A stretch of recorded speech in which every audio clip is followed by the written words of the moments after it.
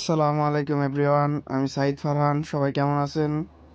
আশা করি সকলেই ভালো আছেন। তো দেখতে দেখতে চলে আসলো আমার নতুন আরও একটি ব্লগ নাম্বার 6।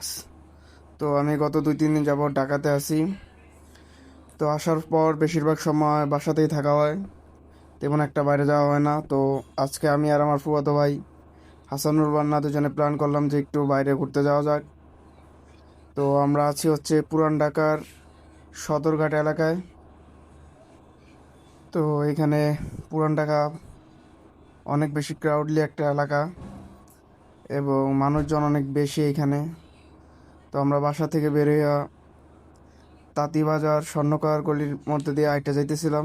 তো আমরা হেঁটে যাওয়ার সময় চারদিকে লক্ষ্য করতেছিলাম যে অনেক বেশি মানুষজন, তারপরে যে রাস্তাঘাটগুলো আছে এতে অনেক তার এলোমেলোভাবে ছড়িয়ে ছিটিয়ে আছে। তো আমরা হাঁটতে হাঁটতে চলে আসলাম হচ্ছে তাঁতীবাজার মোড়। তো এখানে আমরা প্ল্যান করলাম যে এখান থেকে বাসে গুলিস্তান যাওয়া যাক। ওইখানে গিয়ে বাইতুল মোকাররমে আসরের নামাজটা পড়া যাবে, যেহেতু প্রায় আসরের নামাজের টাইম হয়ে আসছে। তো প্রচুর জ্যাম ছিল, যার কারণে আমরা আমাদের প্ল্যানটা চেঞ্জ করলাম যে বাসের পরিবর্তে হেঁটে হেঁটেই বাইতুল মোকাররম যাওয়া যাক। কারণ বাসে যাইতে আমাদের সময়টা অনেক বেশি লাগবে, আর তাতে আমরা ওইখানে গিয়ে আসর নামাজটা পড়তে পারবো না। তো এই কারণে আমরা বাস না নিয়ে হাইটে হাইটে চলে গেলাম, অন্য কোনো গাড়িতে উঠলাম না।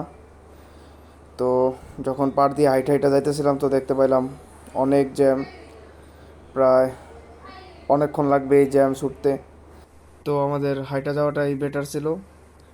তো আমরা রাস্তার পাশ দিয়ে আস্তে আস্তে হাইটা যাইতেছিলাম।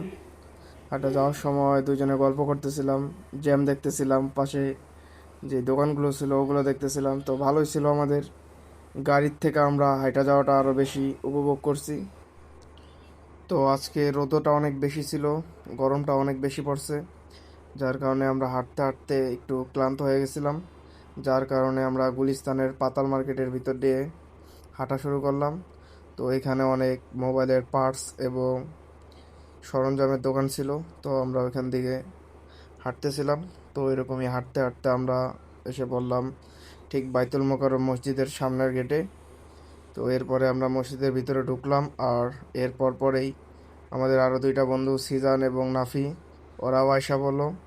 তো আমরা চারজন একসাথে বাইতুল মোকাররম মসজিদের ভিতরে ঢুকলাম। طويل الشوق يبقى في اغترابي فقير في الحياة من الصحاب ومن يأمنك يا دنيا الدواهي تدوسين المصاحب بالتراب وأعجب من مريدك. তো আমরা নামাজ শেষ করে রাস্তার পাশ দিয়ে হেঁটে যাইতেছিলাম। তো হাঁটার সময় হঠাৎ দেখতে পাই ঢাকা বিশ্ববিদ্যালয়ের কার্জন হল। তো আমরা যেহেতু রাস্তার অপোজিটে ছিলাম, তো বললাম যে রাস্তার ওই পারে কার্জন হলের ভিতরে ঢোকা যাক। তো রাস্তা দিয়ে যাইতে যাইতে হঠাৎ এক কাকার সাথে দেখা। কাকায় তো দেশের রাজনীতি নিয়ে পুরাই ফায়ার, তিনি পুরা মাথা গরমে ভাষণ দিতেছে। তো আমরা এইমাত্র হাঁটতে হাঁটতে ঢুকে পড়লাম কার্জন হলের ভিতরে। তো কার্জন হল হচ্ছে ঢাকা বিশ্ববিদ্যালয়ের একটি ঐতিহাসিক ভবন, যা বর্তমানে বিজ্ঞান এবং জীববিজ্ঞান অনুষদের পাঠদানের জন্য ব্যবহৃত হচ্ছে।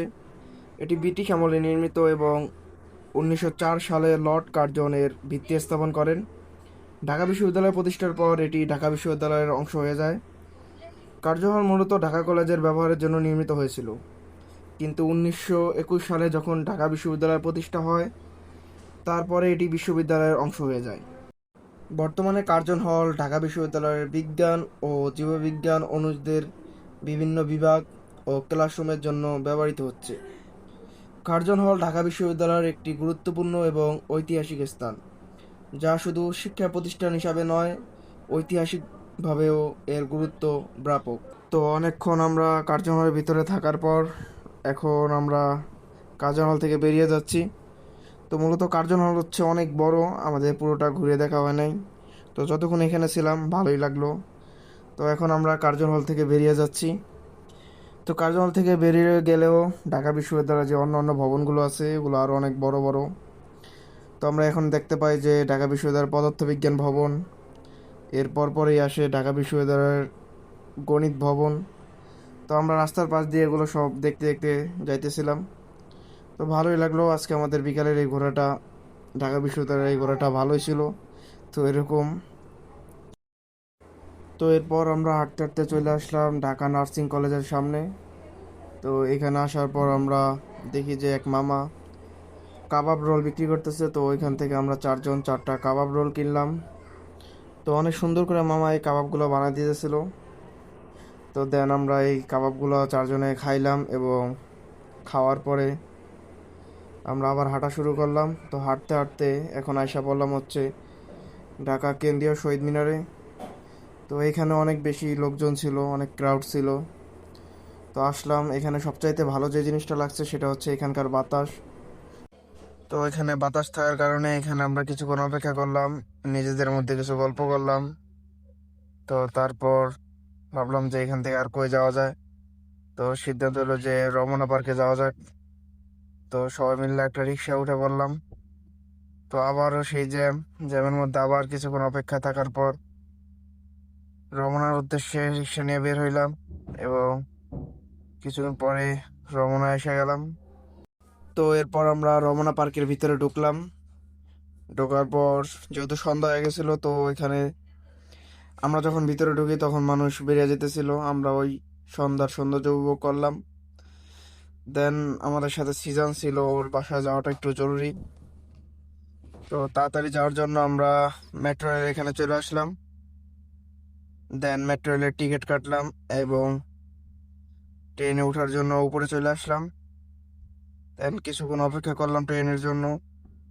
তো অল্প কিছুক্ষণ অপেক্ষা করার পরেই ট্রেন চলে আসলো এবং আমরা সাথে সাথে ট্রেনে উঠে পড়লাম। তো এই ট্রেনটির গন্তব্যস্থল ছিল হচ্ছে মতিঝিল। তো আমরা মতিঝিলের একটু আগেই সচিবালয়ের ওখানে নেমে গেলাম এবং ফ্লাইওভার থেকে নিচের ভিউটা অনেক সুন্দর লাগতেছিল। দেন আমরা সচিবালয় থেকে হাইটা আবারও সেই গুলিস্তানে চলে আসলাম। তো রাত্রের গুলিস্তানের ভিউটা আসলে অনেক সুন্দর ছিল। তো এখানে প্রচুর পরিমাণে ক্রাউড সবসময় থাকে। তো আমাদের কাছে যেহেতু অনেক সময় ছিল তাই আমরা হাইটা হাইটা সব কিছু দেখতেছিলাম। তো এখানে প্রচুর পরিমাণে জিনিসপত্র পাওয়া যায়। তো আমরা চেষ্টা করলাম যে একটু হাইটা হাইটা ঘুরে ঘুরে দেখার জন্য। কিছু জিনিসপত্র দেখলাম, দেখি কোনো কিছু পছন্দ হয় কিনা। তো এরকম কিছু পছন্দ হইতেছিল না। তারপরে আমরা আবার একটা বাস উইঠা নিজেদের বাড়ির দিকে রওনা নিলাম। তো ধন্যবাদ সবাইকে এতক্ষণ আমাদের সাথে থাকার জন্য।